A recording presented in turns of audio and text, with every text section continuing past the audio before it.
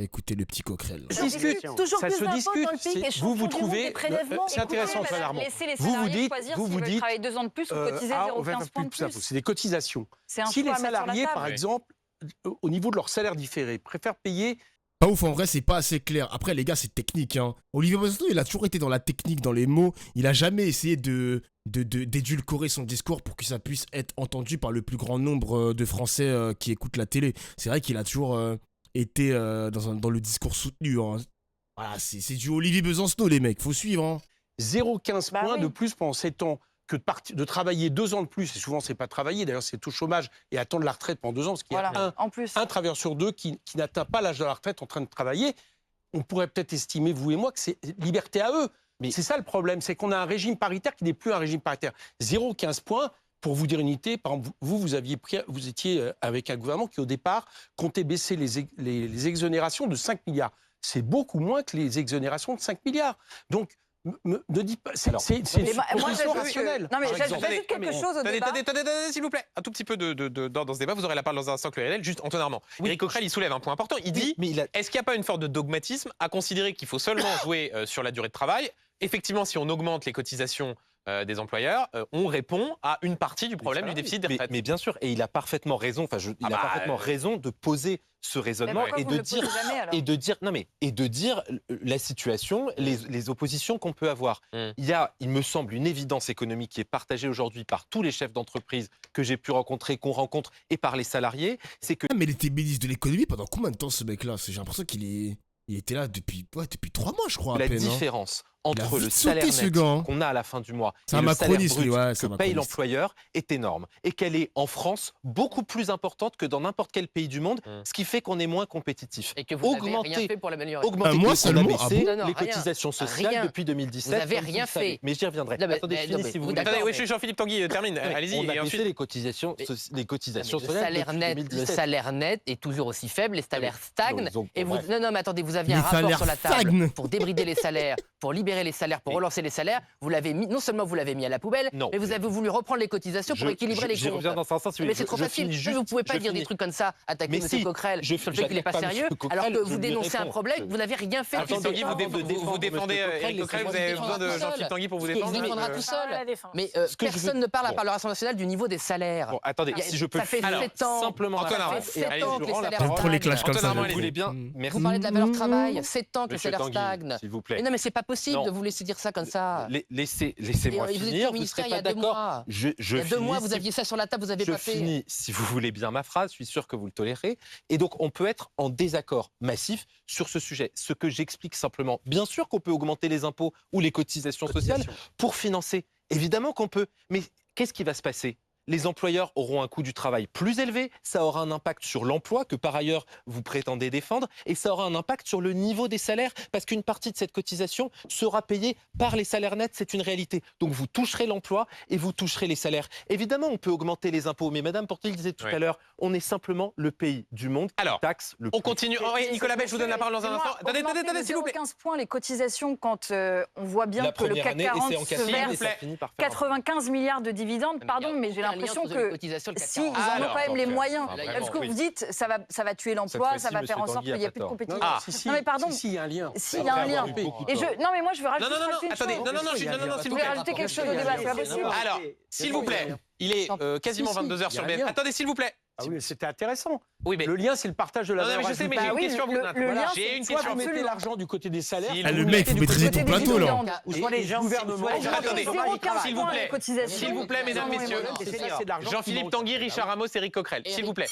Non, mais voilà. Merci. Non. Très bien. C'est quoi ça? Ça me fait pas S'il vous plaît. Jean-Philippe Tanguy, le principe de la sonnerie, c'est quand elle sonne, on s'arrête de parler. Mais moi, j'obéis pas à une sonnerie. D'accord. Oui, sauf que le fait est que ce sont les règles. S'il vous plaît. Alors, c'est le désordre. mesdames, messieurs. Non, s'il vous plaît. Il est quasi. Non. On va continuer le débat. Attendez, on continue le débat. On parle des retraites. Il est quasiment 22h sur BFM. S'il vous plaît. Ah, fameux vos gueules. Sur BFM TV. Si vous nous rejoignez, vous avez entendu il y a quelques instants cette sonnerie, qui est une sonnerie de l'Assemblée nationale, qui signifie que les débats sont vifs. Jusque-là, c'est très intéressant et c'est. Je crois que c'était votre pub, moi. Comment? Je crois que c'est pas la pub. Non, il n'y a pas de pub là. On continue le débat sur la question des retraites. On a parlé de la question de la possibilité d'augmenter les... Mais les gars, c'est des acteurs, c'est pas possible, c'est des acteurs, gros. Pour financer la retraite. J'aimerais qu'on prenne là encore un cas très pratique puisqu'il est question de faire évoluer cette réforme des retraites. Éric Coquerel, Chloé Ridel. S'il vous plaît. Qui, entre vous deux, défend le fait de revenir à la retraite à 60 ans? Bah moi, je le défends, bien sûr. Chloé Ridel, est-ce que c'est envisageable de revenir à la retraite à 60 ans? Mais écoutez, il faut qu'on montre que c'est envisageable, mais ça nécessite... Je ne crois pas que ce soit la position du Parti socialiste. Ça nécessite de faire des arbitrages. Non, notre position, c'est effectivement... la réforme Touraine, et on était contre le fait de revenir. Mais moi, je voulais. Mais c'est intéressant parce que depuis le début, Chloé Ridel, vous êtes très proche de toutes les positions d'Éric Coquerel. Je suis pas certaine. J'ai pas inventé qu'il y avait des nuances. Ça vous embête en fait entre la France Insoumise et les socialistes? C'est pas ça, mais c'est qu'en fait, comme Chloé Ridel est porte-parole du Parti socialiste, le fait est que c'est pas exactement. Là, on avait un débat, de fond en fait, qui était intéressant. On avait un débat de fond qui était intéressant. Et je crois que c'est un débat de fond de parler de l'âge légal. Moi, ce dont je veux vous parler, c'est qu'il y a autre chose à mettre dans le grand débat sur le partage entre capital et travail, qui est la réforme des retraites. Je suis d'accord avec Olivier Besancenot, la réforme des retraites pose des questions fondamentales sur le travail. Je pense que... On ne sait pas. On ne sait pas, voilà. Il faut mettre une autre donnée dans l'équation, qui est la durée du temps de travail. Non mais pardon si je peux m'exprimer. Non mais pardon, mais ce que vous dites Antoine Armand, Florence Parcellier, Jean-Philippe Tanguy... Attendez, je croise beaucoup de gens qui me disent... Et maintenant Richard Ramos, mais allez-y, posez-lui la question directement. À quel âge vous considérez qu'on doit partir? Monsieur, c'est 60 ou je veux terminer ma phrase, s'il vous plaît. Oui, mais ce serait bien de répondre aussi à la question qui vous est posée. Oui, mais ça dépend. Je suis pour l'abrogation de la retraite à 64 ans. Parce qu'avant les élections, grosse promesse, après les élections, grosse trahison avec les socialistes. Est-ce que je peux continuer? Bon, écoutez, tant pis. Je voulais dire quelque chose qui, je pense, intéresse les téléspectateurs parce que moi, comme élu, je rencontre beaucoup de gens qui me disent je serais prêt à travailler plus longtemps, y compris jusqu'à 64 ans, si seulement je travaille moins chaque semaine. Pour des gens, c'était autour de la table de Noël, mon oncle, qui est chauffeur de bus, me dit franchement, moi je suis prêt à rester dans le bus jusqu'à 64 ans si je travaille 4 jours par semaine. Parce que me lever 5 jours sur 5 dans la semaine, à 6 h du matin, chaque jour que Dieu fait, ça c'est pénible, ça alourdit ma vie, mais je serais prêt à faire cette espèce de trade-off, à travailler plus longtemps, par contre à réduire mon temps de travail en français, ça veut par dire semaine. Et ça, on n'en parle jamais, si vous voulez. Du fait que il y a aussi cette équation à rajouter dans le grand débat autour des retraites. On peut travailler moins tout au long de sa vie contre l'allongement. Pardonnez-moi, c'est intéressant ce que vous dites effectivement, mais je n'ai toujours pas compris quelle était la position du Parti socialiste. Si vous décidez de revenir, si vous souhaitez revenir sur la réforme Borne, ça veut dire que pour vous, l'âge légal doit être à quel âge? On doit revenir à la réforme qui précédait la réforme Borne, c'est-à-dire la réforme Touraine. C'est la position du Parti socialiste. Vous savez qu'on a rendre totalement le débat en ne parlant que de la durée de cotisation. On entend la gauche depuis des années dans notre pays, ils ont réussi à installer cette idée que finalement on pouvait travailler le moins de temps et le moins longtemps possible. 35 heures, 60 ans, etc. Et qu'avec ça, on pourrait gagner toujours autant. Et oui, les gens sont plus productifs. Pour équilibrer le système, il faut absolument monter les cotisations, c'est-à-dire en pratique baisser les salaires nets, parce que c'est quand même de ça dont on parle. Bon, et la réalité, elle est simple, c'est qu'on n'a pas le choix. On va être obligé de travailler. On n'a pas le choix de travailler plus longtemps. On va être obligé parce qu'on a l'Allemagne qui a 67 ans, l'Italie qui a 65 ans, que l'allongement de la durée de la vie doit nous conduire à ça. Ça ne veut pas dire qu'il n'y a pas dans la réforme actuelle... principal partenaire, Attendez, je termine, si vous permettez. Il y a des injustices sociales dans la réforme actuelle, notamment sur les carrières longues, etc., qui doivent être corrigées. Mais en tendance lourde, on va être obligé... Ancien vice-président de Reconquête, ancien vice-président du FN. Ah ouais, ce mec-là, il a un sacré bagage. D'augmenter la durée de cotisation, d'autant plus qu'on n'a pas une natalité dynamique et qu'on n'a pas un emploi qui est au plein emploi. Voilà. Donc on cumule les handicaps. La vraie réforme, la vraie liberté, ce serait en réalité d'avoir simplement un socle par répartition et le reste par capitalisation. La vraie réforme moderne, elle serait là. Là, on s'enferme dans un vieux schéma. Ça, j'en doute pas.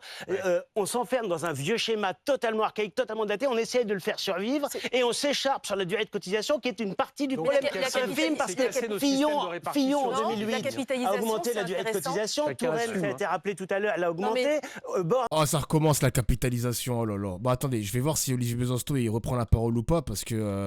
Attends, on va écouter Tanguy aussi. Jean-Philippe Tanguy. Allez-y, Jean-Philippe Tanguy. Écoutez, c'est toujours le même problème. Je vais écouter Besancenot, wesh. Monsieur Ramos, vous en fait payez aux Français votre incapacité à avoir mené les réformes dont vous parlez. Remettre les seniors au travail, en tout cas éviter que les personnes qui doivent encore travailler soient au chômage. Non mais ceux qui veulent, ceux qui doivent. Non mais attendez, oui, non mais excusez-moi. Non mais on va pas embrouiller les gens. On sait très bien de qui vous parliez, monsieur Ramos. On parle de gens qui doivent atteindre les 62, les 63 ans et malheureusement bientôt les 64 ans et qui sont mis au chômage ou qui ne peuvent plus travailler, qui sont souvent en RSA avec des revenus très difficiles. On est d'accord. Parce que souvent les grands groupes, les font sortir de temps en temps. Ces personnes-là, ça fait des années, moi, depuis que je suis au lycée, on nous dit il faut mettre ces personnes au chômage, on va faire un plan avec les entreprises. Il n'y a rien. Au travail. Il n'y a rien. Vous n'avez rien fait et vous dites au bout de 7 ans, il faudrait peut-être s'y mettre. Ça n'a pas été fait. Et donc, la conséquence, c'est que c'est les travailleurs qui doivent payer. Aussi peu de chômage en France et c'est les entreprises. On n'a jamais eu aussi peu de chômage en France que de... C'est pas vrai. Mais si, c'est vrai. Mais si, c'est vrai. Vous avez arrosé tout le monde. À part la crise actuelle, la France, elle n'a jamais autant attiré les entreprises. Mais non, vous avez tout vendu. Vous avez vendu les entreprises aux étrangers. Quand on dit les entreprises, on oppose toujours le patron et le salarié. L'entreprise, c'est quatre choses, les entreprises. C'est un, les salariés qui font la richesse dans l'entreprise. Deux, les patrons. Les actionnaires. Et troisième, c'est le client. C'est le quatrième, le client. Et donc, qu'on défende l'entreprise. Et ce gouvernement-là, et les précédents n'ont jamais autant défendu l'entreprise. Mais enfin, vous rigolez. Mais jamais autant défendu l'entreprise. Il n'y a jamais eu autant de défaillances d'entreprise. Défaillances d'entreprise. Mais il oublie qu'il y a un record de défaillances d'entreprise. Le mec avec ses grosses lunettes, on dirait un présentateur de M6 là. Je comprends pas là. Monsieur Ramos, est-ce qu'on peut sortir du bilan du gouvernement? Mais non, parce que c'est le vôtre. On n'a jamais eu autant de défaillances d'entreprise.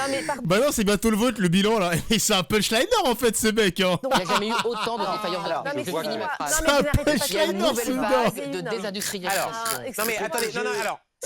Non mais c'est un échange. Mesdames, messieurs. Non, tant qu'il ça. Des trucs comme ça. Alors Florence n'a jamais autant défendu les gens. Permettez-moi juste de vous poser une question pour là encore recadrer le débat par rapport à la famille politique que vous incarnez ce soir. En fait, c'est un fouteur de troupe, Jean-Philippe Tanguy, hein. Putain.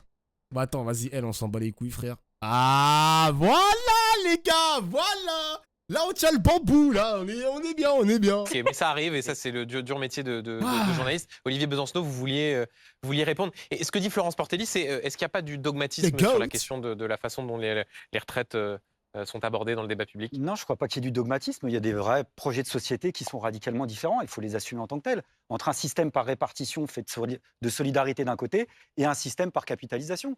Moi, je sais qu'en effet, derrière ça, il y a ça en filigrane et ce n'est pas le propre, en effet, que de ce gouvernement. En réalité, depuis 1993, on a des contre-réformes libérales successives qui prennent toujours un seul argument fallacieux, le prétendu déficit abyssal, que même le Conseil d'orientation des retraites ne constate pas. Mais quand bien même, il y aurait le plein emploi, par exemple, et l'égalité salariale entre hommes et femmes, il n'y aurait aucun problème de financement des retraites. Donc il n'y a aucun problème aujourd'hui? Non, j'écoute juste les promesses des politiciens au moment des élections qui promettent tous le plein emploi et l'égalité salariale.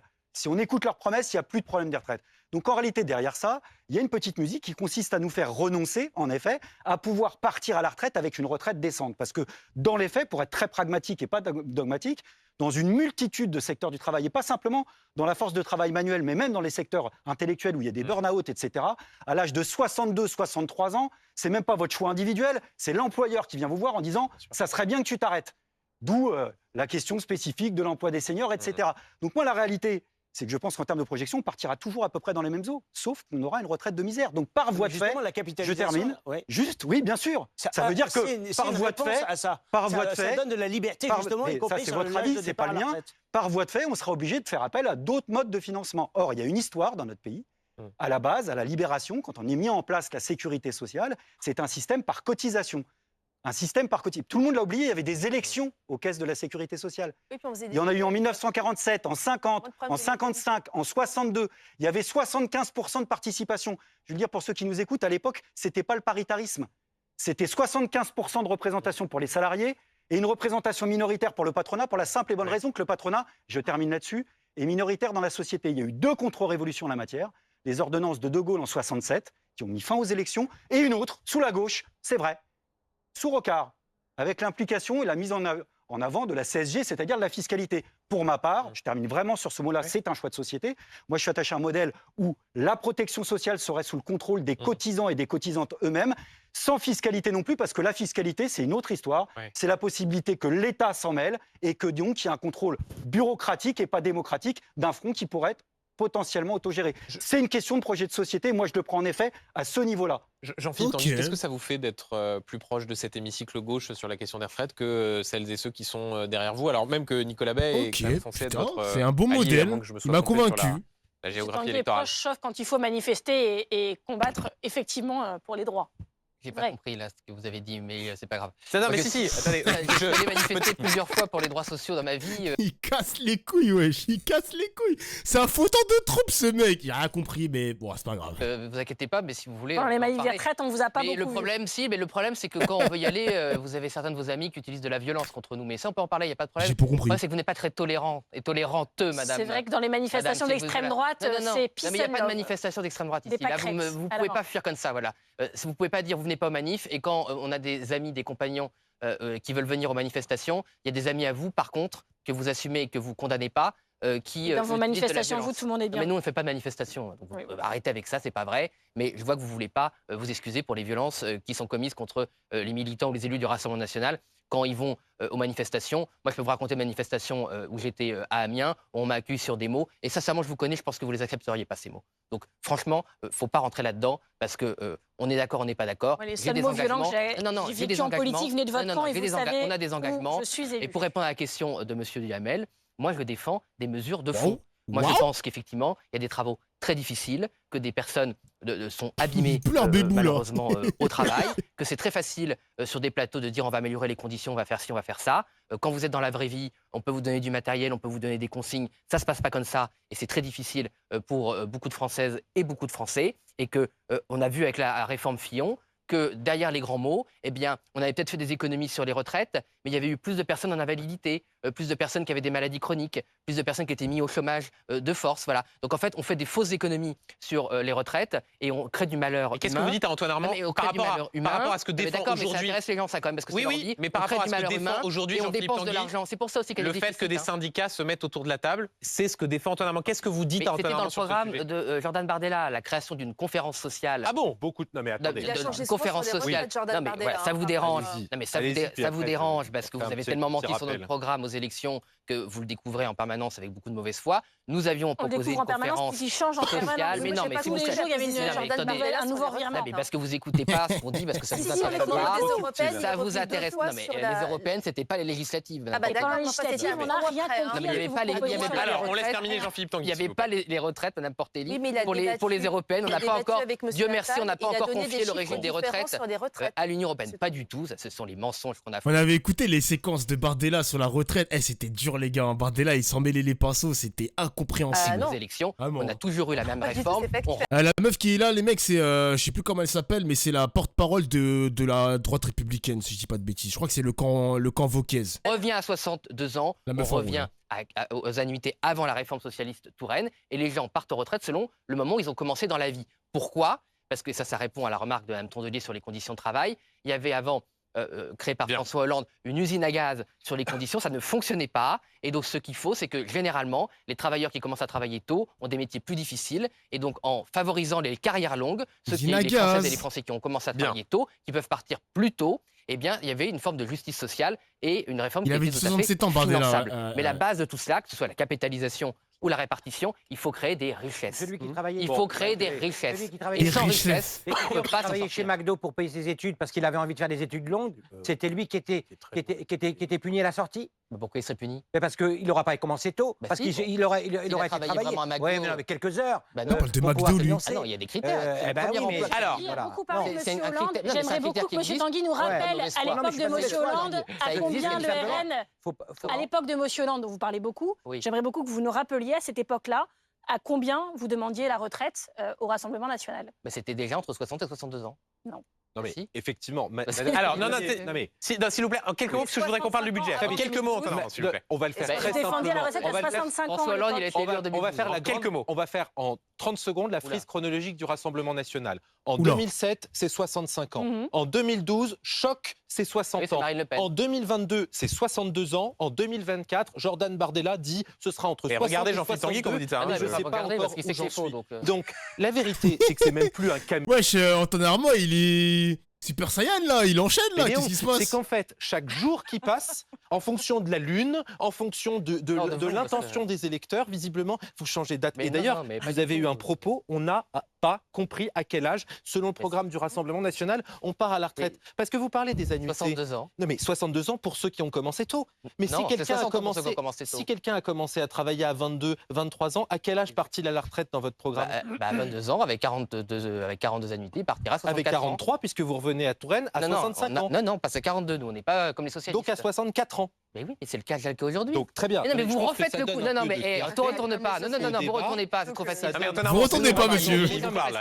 Vous nous refaites le coup des législatives. Je vous refais aucun coup, mais non, parce que vous faites croire que ça ne fait pas gagner d'argent. Ça sera 64 ans. Mais c'est faux, ça. Vous êtes peu ou prou. C'est le bordel. N'insultez pas votre intelligence. Vous savez très bien qu'aujourd'hui, quelqu'un. Non, mais je finis parce que c'est déjà ce qui s'est passé aux législatives. Les yeux dans les yeux aux téléspectateurs que pendant des années, votre parti a défendu la retraite à 65 ans. Mais non, mais c'était pas Marine Le Pen. C'était pas le programme de Marine Le Pen, Mme Tondelier. Alors je sais que ça vous pose problème. Je sais que vous n'aimez pas l'histoire de votre parti, que vous n'êtes pas à l'aise avec. Mais Marine Le Pen a toujours voulu la retraite à 62 ans, 60 ans pour les personnes qui ont commencé à travailler tôt. Non, je finis ce qu'a dit l'ancien ministre Armand. Non, mais parce qu'on peut pas, en plus il a été ministre, on peut pas mentir comme ça qu'on a exercé ce genre de responsabilité. Avec vous, quand on n'est pas d'accord, on ment. S'il vous plaît. C'est quand même incroyable. Mais oui, parce qu'aujourd'hui, monsieur Armand, si vous avez commencé, comme vous l'avez dit, à 62 ans, avec la réforme Touraine, il faut partir à 65 ans. Non, 22 ans et 43, ça fait 65. S'il vous plaît. Donc, avec notre réforme, ils gagnent 1 an. Donc vous allez essayer de faire croire à ceux qui nous regardent qu'ils allaient perdre 1 an, alors qu'avec nous, ils en gagnent 1 par rapport à vous. Bien, merci beaucoup. Antoine Armand, Jean-Philippe Tanguy, s'il vous plaît. Mais bien sûr que si, c'est pas le même argument. S'il vous plaît. Non, mais il change d'argument maintenant. Non, écoutez, je pense que là, ceux qui... Vous expliquez, moi, on comprend. Écoutez, on évite de ponctuer les propos des uns et des autres. Merci beaucoup. On passe à la partie suivante et on va parler des questions budgétaires. Oh putain, le budget, il faudra se mettre d'accord sur le budget, les gars, je vous le dis. Cherche milliards désespérément. Qui va commencer à prendre la parole? Eric Coquerel? Allez, c'est parti. Ah, qu'est-ce que c'est